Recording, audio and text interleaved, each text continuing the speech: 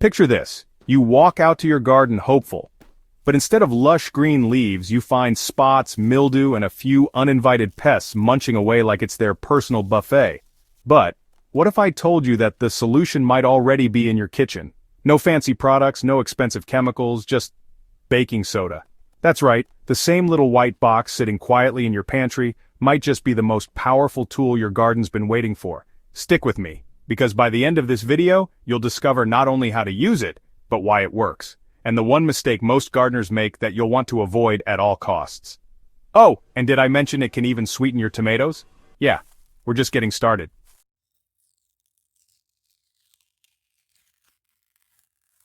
Let's face it, baking soda doesn't exactly scream garden miracle, does it? It's the thing you reach for when your fridge smells funky or your cookies need fluffing. But behind that boring little box is a chemical powerhouse, sodium bicarbonate, with the ability to change your soil, protect your plants, and even rescue sick crops from the brink. You see, long before chemical sprays flooded the market, gardeners were using household tricks to solve big problems. And baking soda?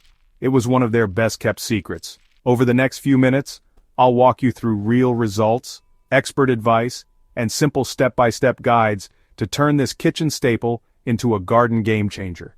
But first, let me take you back to a summer that almost wrecked my tomatoes.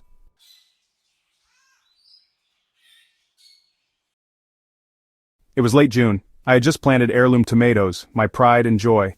But within weeks, dark spots appeared, the leaves curled, early blight had arrived, and it hit hard.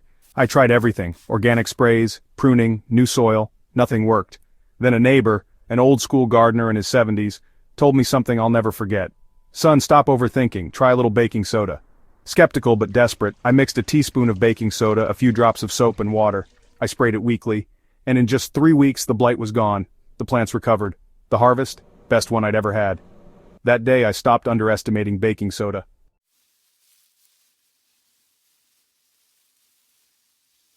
Powdery mildew, black spot, rust.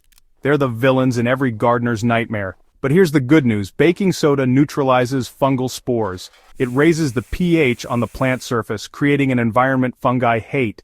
Mix, spray weekly, and focus on the undersides of leaves. That's where the fungus throws its party. But hold on, don't overdo it. We'll talk about safe use in a minute.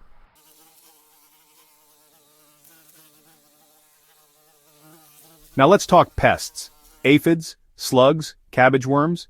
They see your plants as a salad bar. Baking soda works in two ways. It irritates the soft bodies of insects, and it alters the plant surface pH, making it unappealing for many pests. 1 teaspoon of baking soda, 1 quart of water, a few drops of dish soap, and optionally 1 teaspoon of vegetable oil to help it stick. Spray it directly on plants.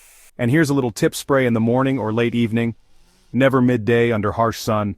And remember, we're just scratching the surface. Coming up, I'll reveal how baking soda can actually change the taste of your fruits, and why it might be the cheapest soil pH tester you'll ever own.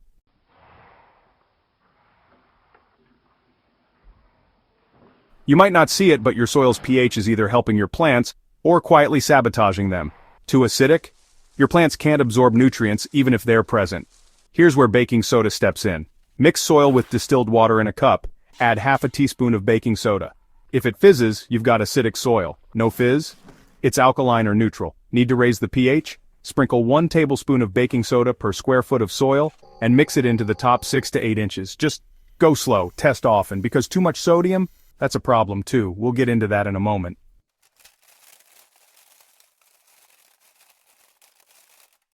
Even the pros have a few golden rules when using baking soda.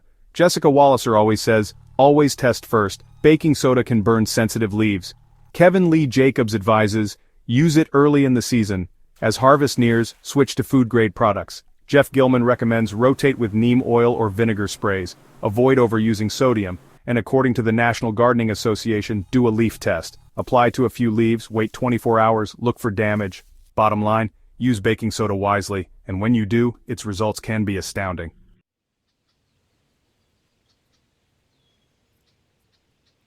Now here's where it gets exciting. Did you know baking soda can actually sweeten your tomatoes?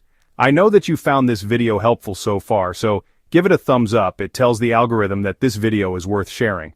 So go ahead and give me some support. This is simple, easy, and free of cost, but significantly very important. It will only take a few seconds of your time, and like I mentioned before, it will cost you nothing, but will help to grow my channel and also enable me to spread more valuable needed information like this. Go ahead, show your appreciation for these types of informative videos. Click that thumbs up button to potentially make a change. By reducing acidity in the soil, your tomatoes focus on sugars, not just survival. Sprinkle a little around the base, just don't touch the leaves, and water it. Other bonus uses: it cleans garden tools, make a paste with water, deodorize compost bins, prevent ant colonies near roots, remove mildew from greenhouse walls, all this from one cheap, safe pantry staple.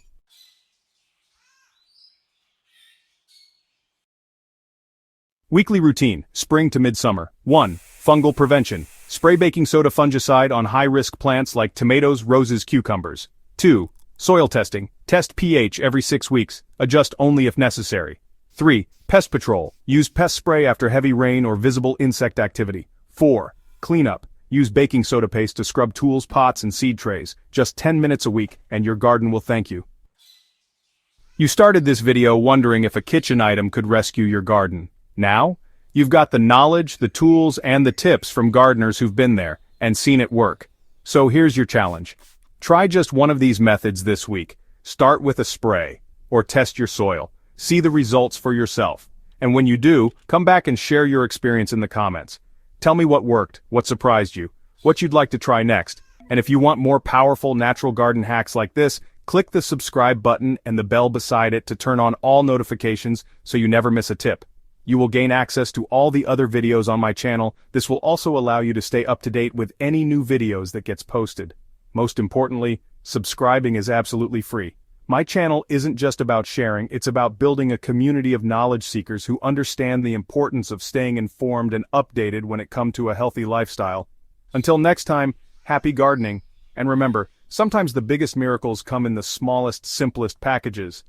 The information provided in this video is intended for educational and informational purposes only. It is not intended as a substitute for professional advice, diagnosis, or treatment. Always consult with a professional before starting or making significant changes to your habits or lifestyle conditions.